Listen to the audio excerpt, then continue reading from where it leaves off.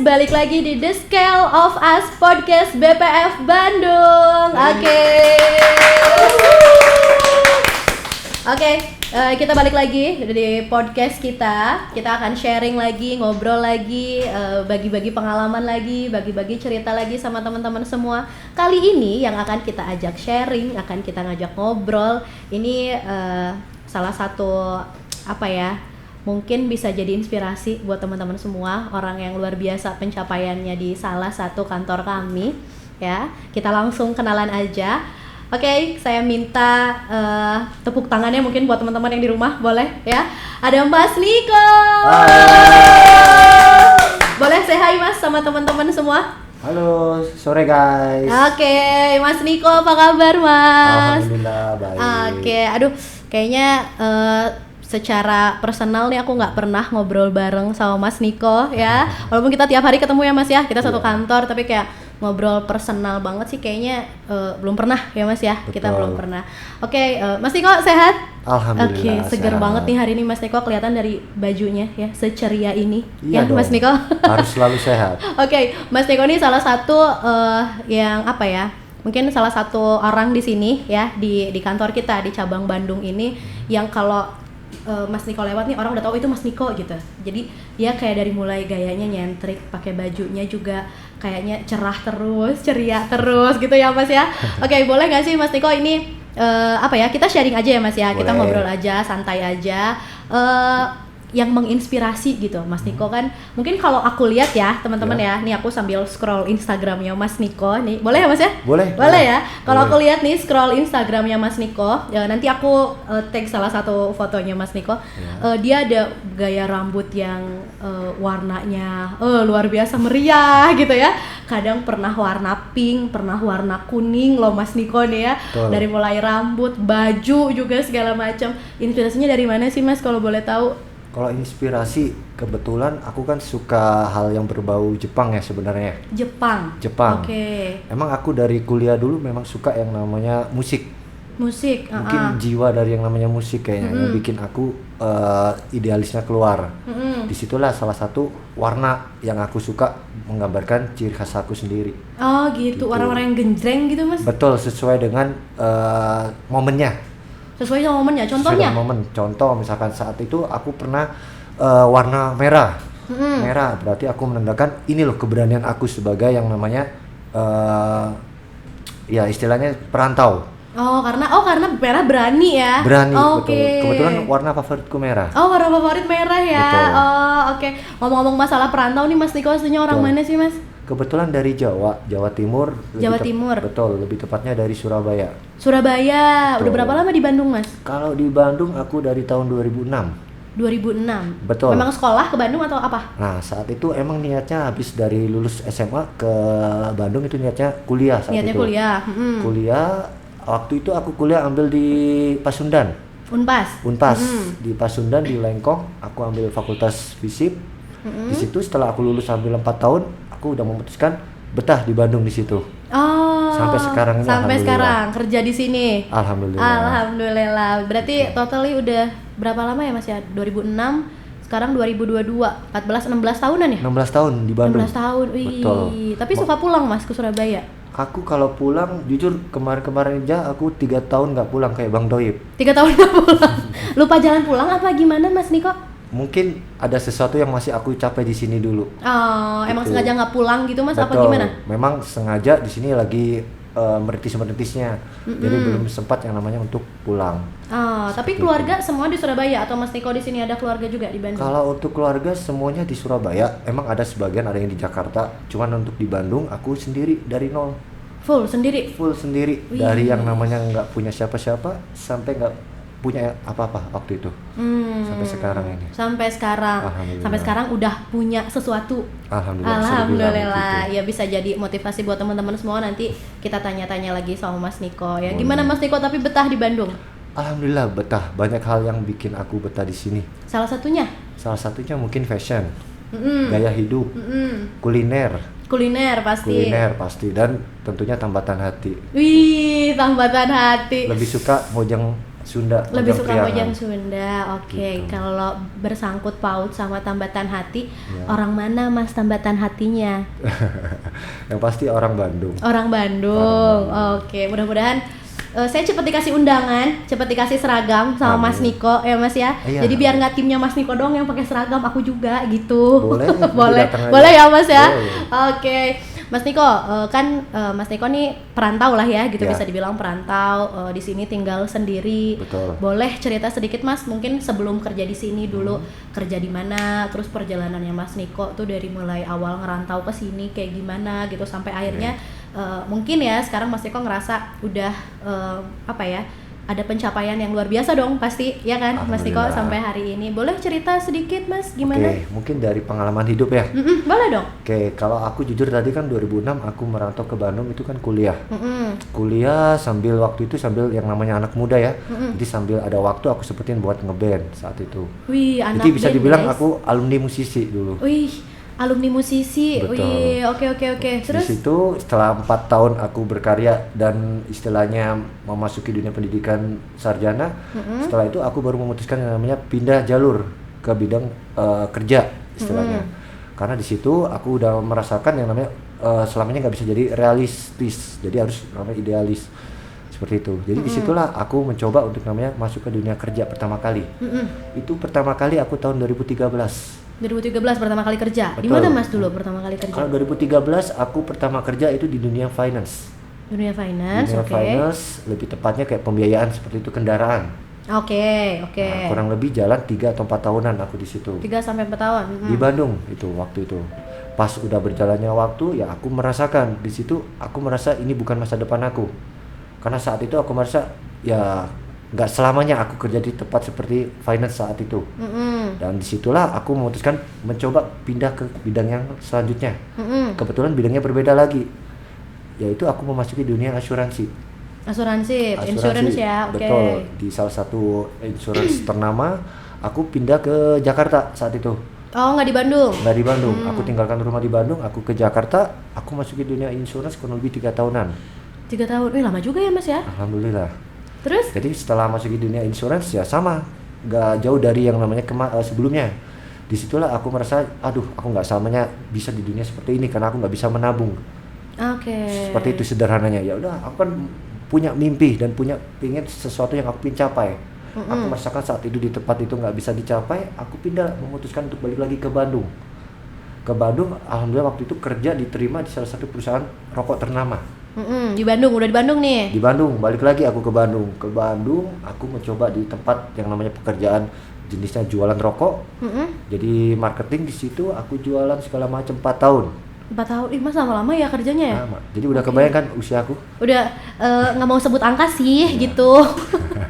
Oke, lanjut Mas. Nah, di situ aku udah memasuki yang namanya dunia marketing rokok, aku jualan segala macam. Di situ sama, istilahnya lebih banyak hidupnya di jalan raya.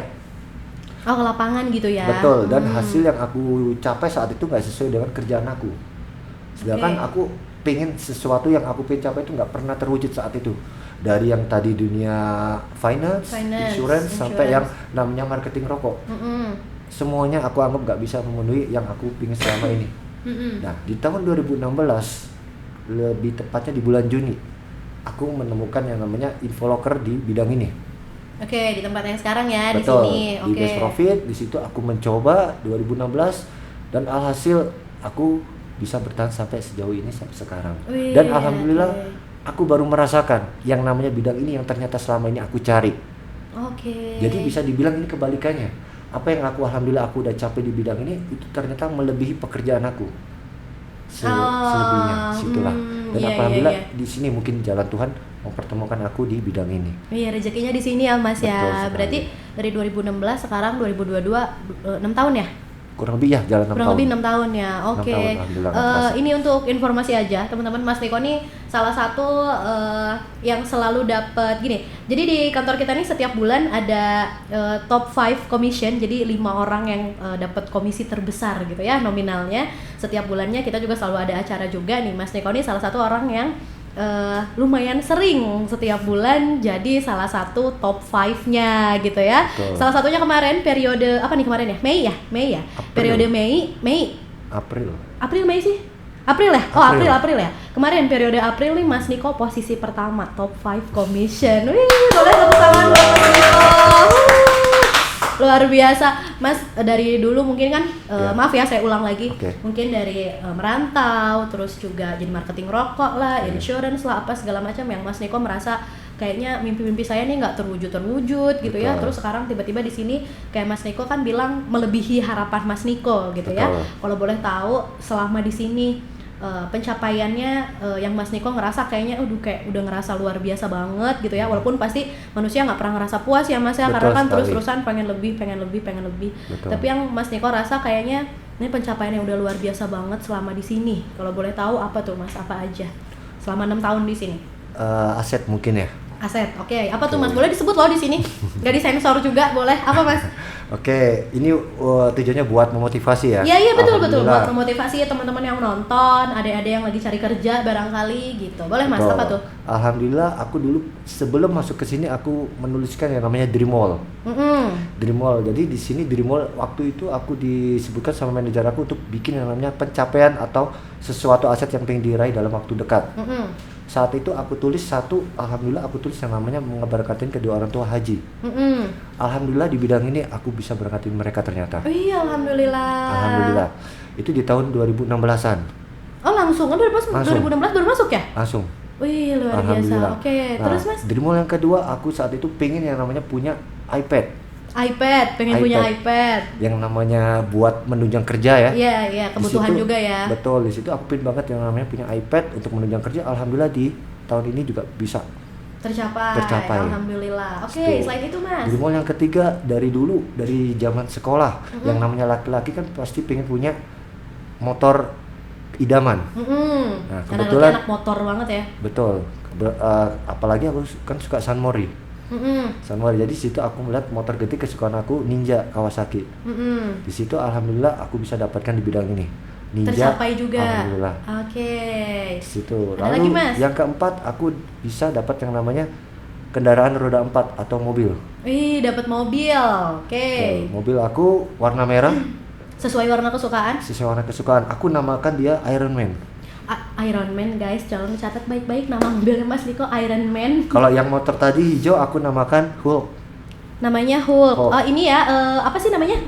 Yang Personal Avenger. Iya. Karakter apa superhero gitu ya? Betul. Iya. Jadi yang keempat itu tadi kendaraan mobil. Masih ada sih yang sesuatu yang masih aku kejar yang belum aku kecapai sampai saat ini. Apa tuh Mas kalau boleh Salah tahu? satunya aku pengen punya rumah idaman. Betul. Beserta include sama pasangannya begitu Mas? Iya, tentu. Ya kan nanya sama isinya, sama Betul. Pasangannya ya Mas ya. Gak mungkin aku hidup sendiri di rumah. Iya idaman. dong, ya kan mobil udah ada, motor ada, orang tua berangkat ke haji udah, alhamdulillah. Penghasilan barangkali kan sampai sekarang mungkin Mas Niko udah ngerasa udah ngerasa oke lah Mas ya untuk penghasilan, berarti tinggal rumah beserta isinya, beserta pendampingnya gitu ya Mas ya. Ya betul. Oke, Mas Niko bicara masalah pencapaian ya kan tadi banyak banget yang udah menurut aku kayak udah luar biasa banget pencapaiannya Mas Niko.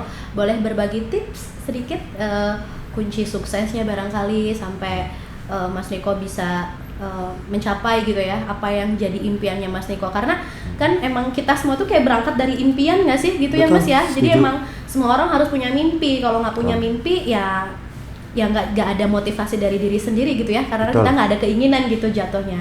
Boleh Mas berbagi sedikit kunci suksesnya gitu menurut Mas Niko nih apa nih? Kalau sukses menurut aku poin ada dua kebetulan yang aku pegang sampai saat ini. Satu, konsisten dengan sebuah pilihan. Jadi kalau jangan pelin-pelan gitu ya. Betul. Kalau kita sudah memutuskan pilihan, konsisten total dalam menjalani. Jangan setengah-setengah. Kalaupun kita setengah-setengah, hasilnya juga setengah-setengah. Kalau kita total, hasilnya pun akan total. Seperti itu. Sesuai itu aku percaya sama effort yang dikeluarkan sama kita ya. Betul. Yang kedua, ikhlas dalam menjalani proses. Dari dalam hal apapun, segala macam kita harus menjalaninya ikhlas. Karena ikhlas ini menurut aku kan ilmu yang paling tinggi. Ilmu yang paling tinggi, luar biasa loh. Betul. Emang orang ngucapnya gampang, aku ikhlas, tapi menjalaninya belum tentu ikhlas. Ikhlas itu harus dari hati, gitu. Betul. Ya. Jadi 2 poin ini yang aku rasa cukup untuk yang namanya memotivasi diri sendiri untuk bisa capai sebuah mimpi. Oke, ikhlas sama konsisten, guys. Itu jadi kayak self reminder juga buat saya yang dengerin ya, yang ngobrol sama Mas Niko, mungkin buat teman-teman juga yang nonton di sana. Karena jujur gitu ya Mas, kayak aku aja di umur segini kayak masih gitu, kayak bukan pelin-pelan ya jatuhnya, kayak mau konsisten sama hal ini, tapi begitu pikirannya bercabang langsung konsistennya goyang gitu jadinya. Nah, Mas Niko nih gimana caranya sampai hari ini gitu masih konsisten sama pilihannya Mas Niko apapun itu? Iya. Apa? Jadi aku selalu bikin menguatkan diri sendiri itu dengan ingat mimpi.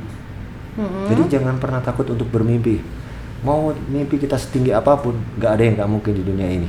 Betul. Kita mengejar sesuatu bisa kok. Yang tadinya orang menganggap itu susah, bisa kita jadikan bisa. Asalkan 2 poin itu aja.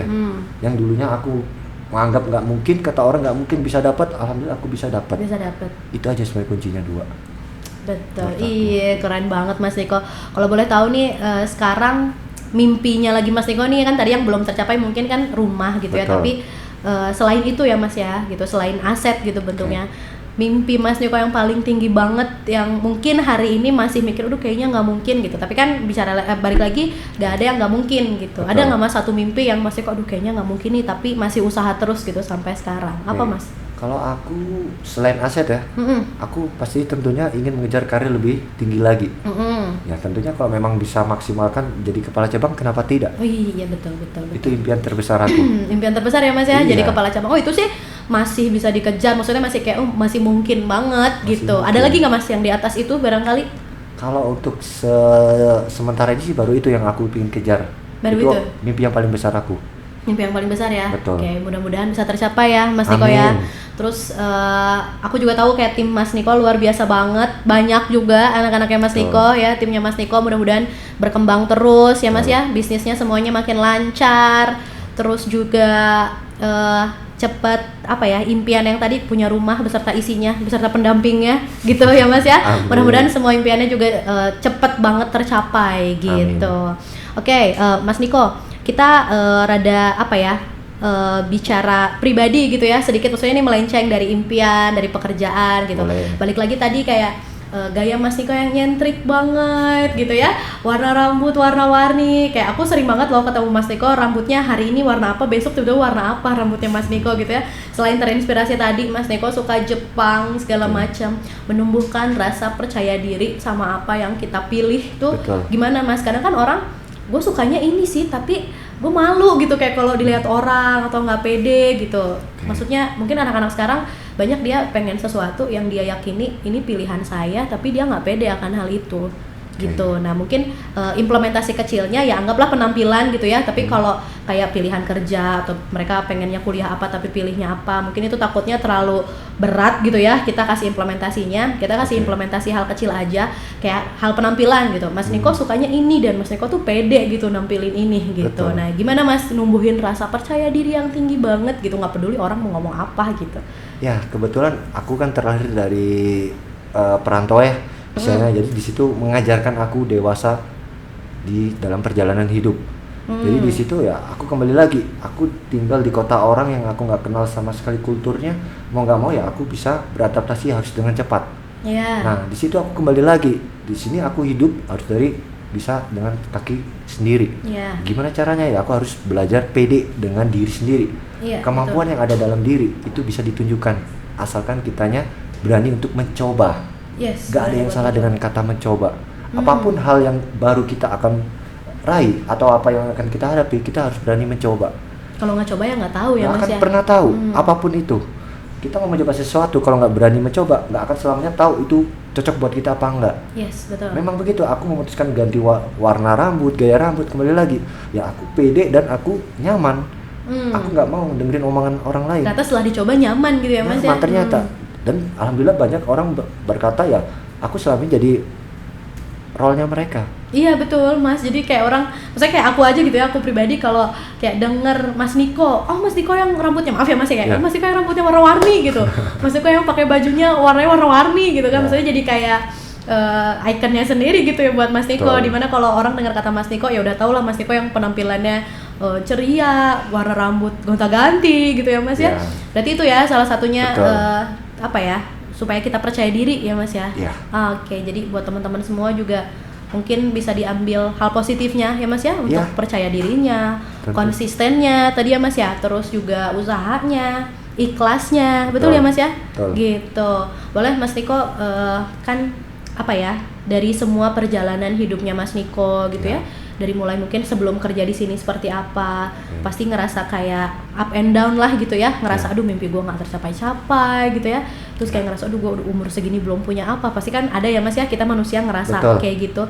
Mungkin teman-teman semua juga yang di rumah ada yang ngerasa aduh gue udah umur segini belum dapat kerja, udah umur segini kuliah nggak lulus, pasti mereka ada ngerasa yang namanya down banget, putus asa banget gitu. Ini bukan ngemotivasinya tuh untuk orang-orang yang mungkin dia ngerasa udah deh kayaknya nggak bisa nih gapai mimpi aku, kayak udah putus asa banget gitu Mas. Apa sih apa ya, kasih motivasinya sedikit buat orang-orang yang mungkin sekarang lagi ngerasa kayak gitu, lagi ngerasa putus asa banget, down banget gitu. Oke, yang namanya hidup emang betul ya, ada yang namanya naik dan turun. Roda kehidupan. Aku percaya itu. Ya, memang di saat aku pernah mengalami seperti titik bawah juga aku pernah alami. Cuman kuncinya satu, gimana caranya mengembalikan kondisi jadi kembali lagi naik. Ya istilahnya jangan pernah ada yang namanya kondisi mengatur kita. Kita yang harus mengatur kondisi sebenarnya. Kuncinya itu ya. Di saat aku mengalami yang namanya titik bawah, aku selalu satu tipsnya. Aku menghubungi orang tua.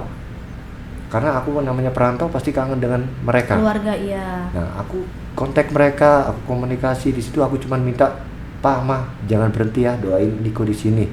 Oh iya Nak, didoain alhamdulillah setiap sholat.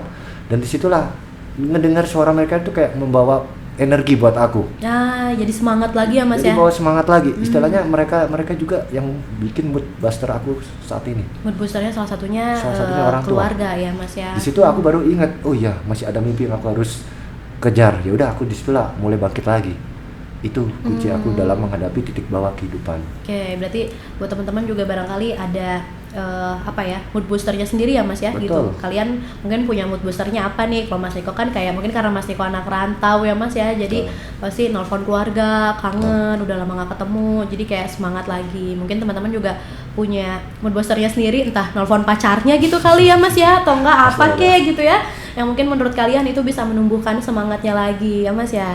Gitu. Oke, Mas Niko sekarang nih apa ya, goals yang lagi dikejar banget tapi dalam waktu deket ya. Kalau tadi kan impian yang udah jauh banget pengennya apa gitu. Kalau sekarang goals yang kayaknya dalam waktu deket nih Mas Niko mau capai itu gitu, apa Mas? Kalau aku sih pengen ngejar karir untuk masuk ke level selanjutnya.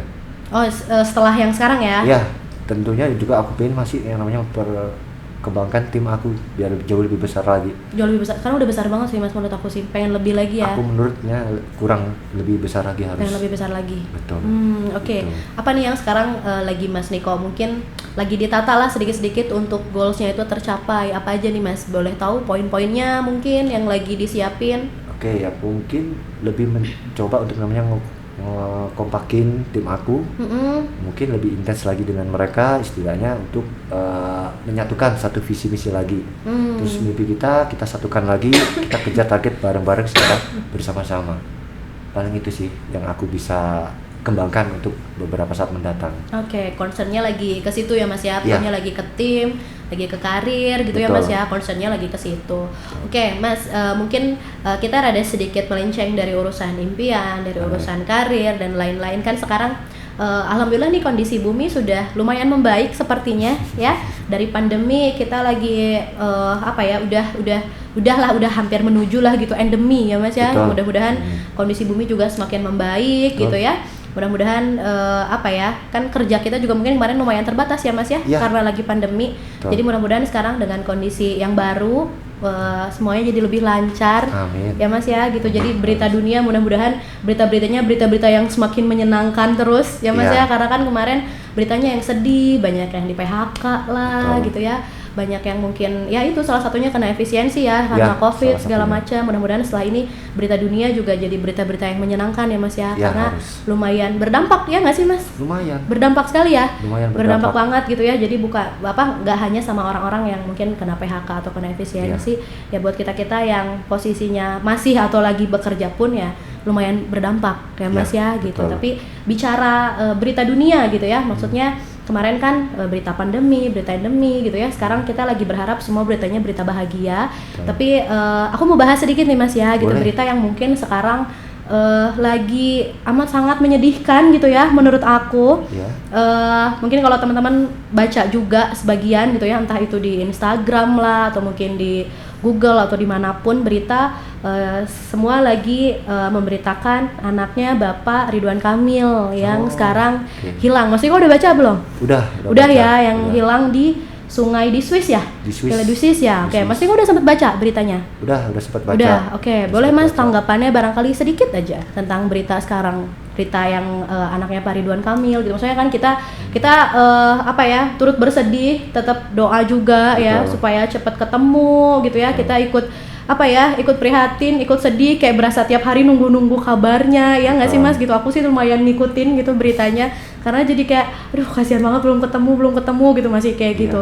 Boleh Mas tanggapannya sedikit aja dari Mas Niko? Ya, kalau untuk menanggapi berita itu sih, pertamanya aku turut prihatin dengan beredarnya berita tersebut tanpa kita sadari. Yang kembali lagi, namanya musibah kan kita nggak ada yang tahu. Musibah nggak ada yang tahu, betul. Memang betul, beliau kan toko publik. Toko publik, iya. Dimana pasti orang akan cari tahu, apalagi mengikuti perkembangannya. Kita pun di sini juga sama manusia merasa empati. Mudah-mudahan kita berdoa bersama, semoga yang dicari anaknya segera ditemukan. Itu sih doa betul. Kayak, sedih banget sih, kayak setiap hari, gak setiap hari sih, sehari bisa berkali-kali ya buka-buka Instagram gitu ya, lihat-lihat beritanya gitu.